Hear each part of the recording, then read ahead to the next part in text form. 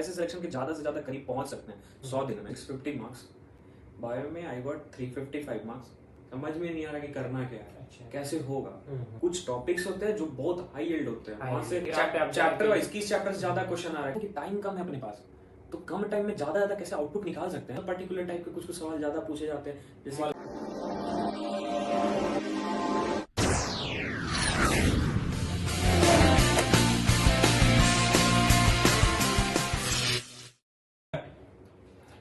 Hello friends, मेरा नाम प्रतीक पाठक है। I am from institute of post graduate medical education and research Kolkata and I am first year MBBS student. तो basically आज हम लोग उस टॉपिक पे बात करने जा रहे हैं कि बहुत स्टूडेंट्स ऐसे हैं जिनको लगता है कि उनका सिलेक्शन ही नहीं होगा, सिलेक्शन से बहुत दूर उनको लग रहा है कि कोई आशा नहीं है सिलेक्शन होगी, तो कैसे सिलेक्शन के ज़्यादा से ज़्यादा करीब पहुंच सकते हैं 100 दिन में। तो बेसिकली उस पर आज हम लोग बात करें। यहाँ मैं बस हेल्प करना चाहता हूँ आप लोग की, जो सच्चाई होगा वही बताऊंगा, जो कर सकते हैं और जो मैंने करते हुए देखा है बहुत लोगों को, मतलब एकदम जीरो से उठ के नीट के सिलेक्शन तक पहुंचे हैं। तो बेसिकली आज हम लोग उसी के बारे में रियलिटी के बेस पे। Reality exactly. मेरा नाम नितेश निश्चल है, मैं भी institute of post graduate medical education and research से हूँ कोलकाता। तो आज हम लोग इस टॉपिक का शुरुआत करते हैं। तो आप बताइए कि कैसे आपने, पहले आप अपने बारे में बताइए कि कैसा रहा आपका नीट का एक्सपीरियंस। एग्जैक्टली हाँ, तो मैंने इस बार जो नीट दिया आई स्कोर्ड 650 मार्क्स। बायो में मेरे थोड़े ठीक मार्क्स थे, फिजिक्स केमिस्ट्री में भी ठीक थे। बायो में आई गॉट 355 मार्क्स। आज हम लोग बात कर रहे हैं कि कैसे करें कि सिलेक्शन तक ज़्यादा करीब पहुंचे, जो होप ही छोड़ चुके, जिनको समझ में नहीं आ रहा कि करना क्या है, कैसे होगा। तरीका बहुत आसान है, बिलीव मी। खराब से खराब लड़के, वैसे लड़के का 200 नंबर, 150 नंबर ऐसे आता था, उनको मैं देखा यार कि 400 450 तक पहुंचे। जिनका 200-250 आता था 550 तक पहुंच गए। मतलब काफी इंक्रीमेंट हुआ, ऐसा नहीं एग्जैक्टली नहीं बोल रहा कि डबल ट्रिपल हो गया, मतलब काफी ड्रेस्टिक चेंजेस आया। ये हमारे सर फॉलो करवाते थे वैसे बच्चों को। अच्छा, मतलब रैंक इनको लाना है, इनका ये मकसद नहीं कि रैंक लाना है, इनको बस सिलेक्शन चाहिए। तो वैसे बच्चों के लिए आज बात करना होगा। अच्छा, तो मतलब एक चीज है ना कि पहले किसी भी एग्जाम को देने के लिए पता होना चाहिए क्या कौन सा अच्छा, पहले ये बात कि ऐसे मतलब जो बच्चे जिनको लग रहा है कि कुछ पढ़ा हुआ ही नहीं है, तो वो एक बात जान ले कि वो सब कुछ नहीं पढ़ सकते हैं, बिल्कुल नहीं पढ़ सकते, सिलेक्टेड टॉपिक्स ही पढ़ सकते हैं। खासकर अभी हम लोग के पास 100 दिन है और टोटल 97 चैप्टर्स हैं। बिल्कुल, हर एग्जाम का लूप होल होता है। लूप होल होता है मतलब क्या, कुछ टॉपिक्स होते हैं जो बहुत हाई यील्ड होते हैं, वहां से बहुत मतलब अच्छे नंबर ऑफ क्वेश्चंस आते हैं, हर बार आते हैं, प्रेडिक्ट कर सकते हो देख के यार इससे ऐसे आ रहा है, तो मतलब उससे आना ही है। तो आप सब कुछ नहीं पढ़ सकते हो, ये बात पहले गांठ बांध लो कि टाइम कम है। एक तो आप पहले से भी कुछ किए नहीं हो, तो बेस ही खराब है। हम लोग ऐसा मान के चल रहे हैं बेसिकली कि आप लोग अभी तक कुछ पढ़े नहीं है और अब अगर आप शुरू करना चाह रहे हैं तो अब कैसे सिलेक्शन। पढ़ना सब कुछ नहीं है, पढ़ना high yielding topics. High yielding topics कैसे पता चलेगा? सबसे पहले तो एक डेटा वो शायद नितेश तुम लोग को दे दे, तो वो होगा कि चैप्टर वाइज 21 चैप्टर से ज्यादा क्वेश्चन आ रहा है, किस मतलब जैसे मॉडर्न फिजिक्स बहुत हाई यील्डिंग है, उसको आप छोड़ नहीं सकते। अब काइनेमेटिक्स और वेक्टर में टाइम दे रहे हो, दिन भर लगे हुए हो, तो वो तुमको कुछ नहीं देने वाला। 1 से 2 क्वेश्चन आता भी है कि नहीं आता पता नहीं, लेकिन मॉडर्न फिजिक्स बहुत हाई यील्डिंग है। तो पहले तो चैप्टर हाई यील्डिंग चैप्टर्स तुमको आइडेंटिफाई करना है। अब हाई यील्डिंग चैप्टर्स में भी कोई चीजें होती है जो बहुत हाई यील्डिंग है, सब कुछ नहीं। जैसे एक चैप्टर एनवायरमेंटल केमिस्ट्री, तो उसमें से मोस्टली क्या पूछता है, एनवायरमेंटल केमिस्ट्री है तो पूरा एनवायरमेंटल केमिस्ट्री बैठ के तुम लाइन बाय लाइन पढ़ने का टाइम नहीं है तुम्हारे पास। उसमें पढ़ लो क्या क्या कॉन्सेंट्रेशन रहता है, डिसॉल्व्ड ऑक्सीजन, फिर ये बायोलॉजिकल ऑक्सीजन, तो वो ऐसे टॉपिक्स तुमको नितेश आईएएस प्रोवाइड करेगा भाई।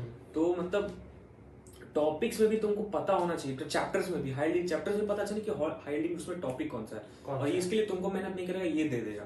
तो हम लोग सोच रहे हैं पहले एक सब्जेक्ट के हिसाब से पकड़। हाँ एग्जैक्टली, देखो बायो ऐसा सब्जेक्ट है जिसमें तुम कुछ नहीं छोड़ सकते। और बिलीव मानो कि अगर तुमको सिलेक्शन चाहिए तो तुमको ऐसे थोड़ी को पूछ रहा है कि फिजिक्स में तुम 180 लाओ, नहीं, मार्क्स ओवरऑल देखा जाता है। तो बायो में कम एफर्ट के साथ ज्यादा मार्क्स उठा सकते हो। तो मेरी मानो तो बायो एनसीईआरटी पूरी की पूरी पढ़ो और आदत डालो कि एक सिटिंग में एक पूरा यूनिट पढ़ने है। जैसे ह्यूमन फिजियोलॉजी भी एक चैप्टर उठा के पढ़ रहे हो, वो नहीं, जल्दी पढ़ो पूरा, जैसे 7 से 8 चैप्टर एक यूनिट बाय यूनिट खत्म करने का आदत डालो। और फिर उससे रिलेटेड मैं तो कहूंगा कि बायो एनसीईआरटी कम से कम 2 बार तो पढ़ लो, 2-3 बार, जितना बार वो कम है यार, जितना बार वो कम है। तो बायो एनसीईआरटी तो मस्ट है, इसमें कुछ नहीं छोड़ना है। ऐसा नहीं मैं और सब्जेक्ट्स वही बोलूंगा, बायो में कुछ नहीं छोड़ना, कुछ नहीं छोड़ना, कुछ नहीं छोड़ना, हाईलाइटिंग दिमाग में रखना है, उसको ज्यादा रिवाइज करना है, बिल्कुल। लेकिन छोड़ना कुछ भी नहीं है। भले वो लो एंडिंग है लेकिन क्वेश्चन प्रोबेबिलिटी है कि वो आ सकता है वहां से। और एक और बात है कि फिगर कोई भी नहीं छोड़ना है, कोई भी डायग्राम्स नहीं छोड़ना है, उसको सारा लेबलिंग करना है, मतलब कुछ छोड़ना ही नहीं है, पूरा फर्स्ट से लेकर लास्ट तक सारा कुछ पता होना चाहिए। बिल्कुल। उसका ये तो स्टार्टिंग में साइंटिस्ट का भी नहीं होता, वो भी वो सब मतलब देख आयत आता नहीं आता, मत पढ़ना, तब जरूरत का नहीं है। आ जाए तो क्वेश्चन छोड़ सकते हो, मैटर है कि सिलेक्शन पाना है, पीछे नहीं भागना। तो ये तो हो गया थियरी पार्ट। एनसीईआरटी के अलावा कुछ थियरी मत पढ़ना, एकदम मत जाना।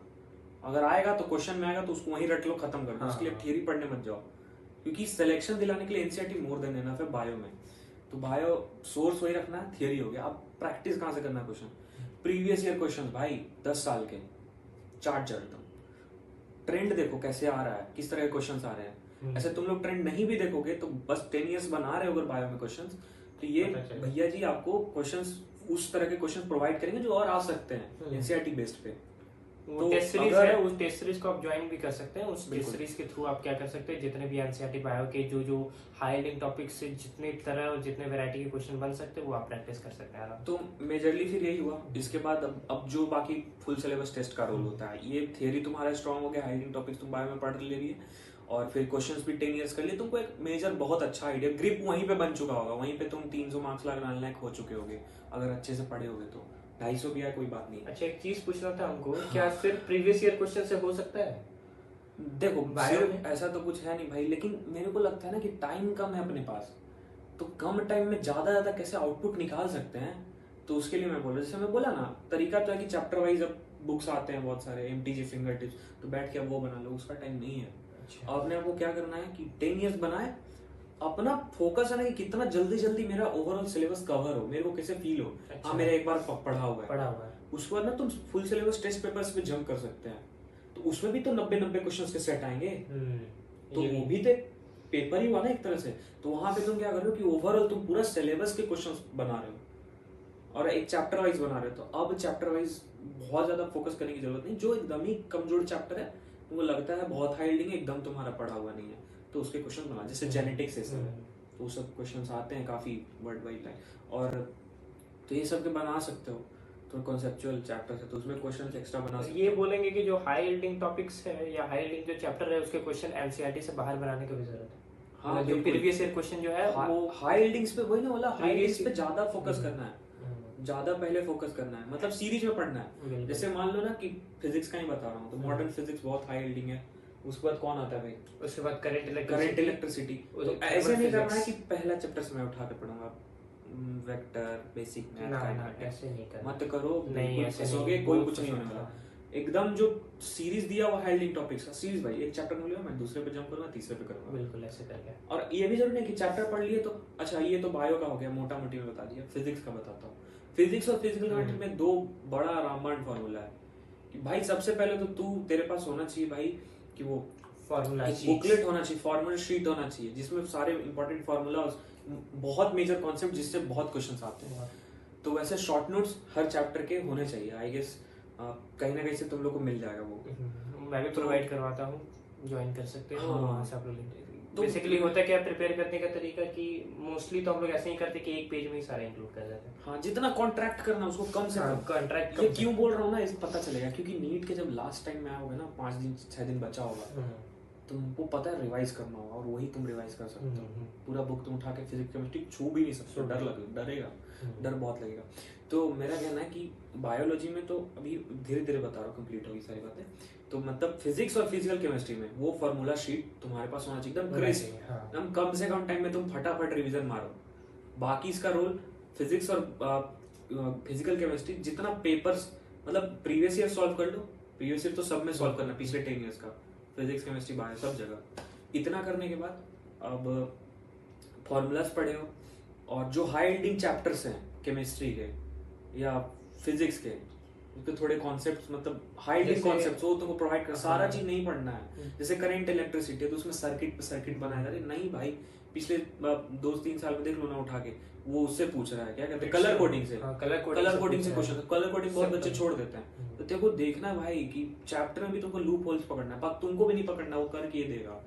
बस तुमको जो हाई यील्डिंग टॉपिक मिला उसको उठा के पढ़ना है, उसको छोड़ के बहुत लोग जाते हैं। और हर क्वेश्चन नहीं बना सकते हो, ना बनाना भी नहीं है, ये भी पहले सोच के जाना है।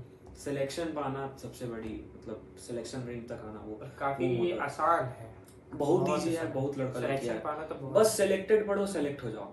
वहां पे जाके अपना बाहुबली प्रदर्शन नहीं करना है कि हम बहुत जानते हैं, ऐसा कुछ नहीं। और तो ये हुआ। तो इसके बाद फिर ऑर्गेनिक केमिस्ट्री में ना बहुत तरह के रिएक्शंस हैं, लेकिन कुछ कन्वेंशनल रिएक्शन है जिससे बहुत ज्यादा क्वेश्चन पूछे जाते हैं। हाई यील्डिंग रिएक्शन मतलब टॉपिक जैसे कैनिजारो बहुत पूछता है, एल्डोल कंडेंसेशन बहुत पूछता है, तो ऐसे से नेम्ड रिएक्शन पूछता है। और वो फिर ड्रग वाला चैप्टर हो गया, क्या नाम है उसका, ये बायोमोलिक्यूल्स एवरीडे लाइफ। हाँ, तो ये मैं बता रहा हूँ, ये सब चैप्टर्स पे एकदम नहीं छोड़ना ही नहीं ये सबसे, क्योंकि पक्का क्वेश्चंस आते हैं और कहाँ से आएंगे कोई नहीं जानता है। तो ये पांचों जो चैप्टर्स लास्ट वाले 4 चैप्टर हैं, इनको तो एकदम रट जाना, इनको एकदम रट जाना। बायोमोलिक्यूल्स करना है, मतलब ये सारा चैप्टर तो पूरा करना है, लेकिन जो वो है एनवायरमेंटल केमिस्ट्री, वो भी इसी 4 चैप्टर में है, लेकिन उसमें क्या है कि लिमिटेड कंटेंट से लिमिटेड कंटेंट, बीओडी और डीओ ये दोनों टॉपिक से ही। फिजिकल केमिस्ट्री में भी अभी मतलब ट्रेंड एक चला हुआ है कि मतलब ये सॉल्युबिलिटीज बहुत ज्यादा क्वेश्चन पूछ ले रहा है। और भी जैसे AGCL का हम लोग का पेपर में भी आया था 2 साल 3 साल से आ ही रहा है भाई, तो हर साल उससे बात है। मतलब कुछ ऐसे चैप्टर्स है आइडेंटिफाई करना है, कुछ ऐसे चैप्टर है तो पूरा चैप्टर ही इंपॉर्टेंट है, लेकिन कुछ ऐसे चैप्टर्स हैं जिसमें कि कुछ टॉपिक्स इंपॉर्टेंट है नीट पॉइंट ऑफ व्यू से, ठीक है। तो ऐसे चैप्टर्स को आइडेंटिफाई करना है, वो आइडेंटिफाई करने में मदद तुम्हारी करेगा भाई। तो सेलेक्टेड चीज पढ़ो क्योंकि टाइम कम है, ज्यादा नंबर उठाना अपना मोटो ही है। तो इसके बाद ये हो गया ऑर्गेनिक का हो गया। अब हम लोग बात करते हैं इनऑर्गेनिक केमिस्ट्री का। इनऑर्गेनिक केमिस्ट्री में तो सबसे पहले हाई यील्डिंग चीजें ही, इसमें सबसे ज्यादा पढ़ने की जरूरत है। पूरा इनऑर्गेनिक केमिस्ट्री तुम नहीं रट सकते और क्वेश्चन भी नहीं आता है पूरे इनऑर्गेनिक केमिस्ट्री से हर जगह से। तो इसका भी हाई यील्डिंग, जैसे एग्जांपल मान लो, छोटा सा अगर एग्जांपल लिया, जैसे सबसे ज्यादा पूछा जाता है केमिकल बॉन्डिंग से। केमिकल बॉन्डिंग, हाँ, वो छोड़ना नहीं है, कॉन्सेप्ट पता होना चाहिए, plus practice previous year question किया हुआ। केमिकल बॉन्डिंग में भी मतलब पर्टिकुलर टाइप के कुछ सवाल ज्यादा पूछे जाते हैं, जैसे मॉलिक्यूलर ऑर्बिटल MOT पूछ देता है, सिग्मा 1s2 सिग्मा 2s2 और क्या है, और वो वाला पूछ देता है कि इस किस मॉलिक्यूल का क्या शेप है, टेट्राहेड्रल वाला, वो तो हर बार मैथ द फॉलोइंग में इस बार भी दिया था शायद। तो मतलब सर्टेन एरियाज है जहां पे तुमको मतलब हिट करता है नीट हर बार। एक और 5-6 एरियाज जिसमें से 2-3 क्वेश्चन बना है। पीरियोडिक टेबल से हमेशा रहता है क्वेश्चन कि ये दे देगा 114 है और उसका इलेक्ट्रॉनिक कॉन्फ़िगरेशन लिखना है। हाँ, ये थोड़ा भी ट्रेंड में आया, तो ये सब ध्यान रखना। तो ये सब का मतलब तुमको भाई बताते रहेगा। तो हर चैप्टर्स का जैसे यूनिट टेस्ट होगा तो उससे पहले तुमको हाई यील्डिंग पहले सबसे पहले टेस्ट के लिए प्रिपेयर करो, उससे पहले हाई यील्डिंग करो। ये नहीं बोला कि बस हाई यील्डिंग करो, अगर तेरे पास टाइम बचता भाई तो फिर जो लो उसके अलावा भी करो, लेकिन पहले हाई यील्डिंग छोड़ के तो मत जाना, बिल्कुल भी नहीं जाना, नहीं तो फिर नंबर से हाथ धो बैठोगे, अपना टाइम बर्बाद भी करोगे। तो मतलब मेजरली अभी तक यही कंक्लूड करने के लिए मैं बातें हुई कि सब कुछ नहीं पढ़ना, हाई यील्डिंग टॉपिक्स पढ़ना है और प्रीवियस ईयर क्वेश्चंस पक्का सॉल्व करने 10 ईयर के। कभी कभी अगर मन नहीं कर रहा है, 10 ईयर का नहीं हो रहा है, 8 ईयर का कर लो। कोई ऐसा हार्ड एंड फास्ट रूल नहीं कि 10 का करोगे तभी होगा। 10, 8, 7 जो हो करो, मगर करो प्रीवियस ईयर। तुमने कितने ईयर्स का किया था? मैंने तो 10 ईयर 12 ईयर तक किया था, बस 10 ईयर 12 ईयर तक मैंने किया था। और उसमें मैंने पूरा नहीं किया था भाई, फिर भी 650 आए, बायो में ठीक ठाक मार्क्स आए, तो आ जाते हैं। बायो के लिए तो मैं बोला ना कि बस एनसीईआरटी पढ़ो मजे में, और जितने पेपर्स ज्यादा लगाओ। मतलब अब आता हूँ कि ये सब जब हो जाएगा, तुम्हारा एक ग्रॉस सिलेबस कंप्लीट हो जाएगा। तुम्हारे पास क्या करेगा, तुम्हारी एनसीईआरटी पड़ी रहेगी, फिजिक्स के तुम्हारे पास फार्मूलाज होंगे, फिजिकल केमिस्ट्री के फार्मूलाज होंगे, ऑर्गेनिक के इंपॉर्टेंट रिएक्शंस के शॉर्ट नोट्स होंगे, ये सब होंगे। इनऑर्गेनिक केमिस्ट्री में हाई यील्डिंग टॉपिक्स तुम्हारा कंप्लीटेड होगा, शॉर्ट नोट्स होगा। शॉर्ट नोट्स को रखो एक जगह, एक फाइल बनाओ रैपिड रिवीजन के लिए, और बायो एनसीईआरटी रखो। नीट के लास्ट टाइम में तुम्हारे पास ये 2 चीजें तुमको मतलब मल्टीपल टाइम्स रिवाइज करना है, करते जाना है, 4 दिन पे 5 दिन पे एक बार एक ही चीज को मल्टीपल टाइम्स रिवाइज करना है। कम चीजों, हाई यील्डिंग चीजों को, कम चीजों को बार रिवाइज करना है। और इसके बाद, ये सब होने के बाद, जब तुम्हारे पास लास्ट में 20 दिन बचेगा, 25 दिन बचेगा, अब तुमको ना फोकस होना चाहिए।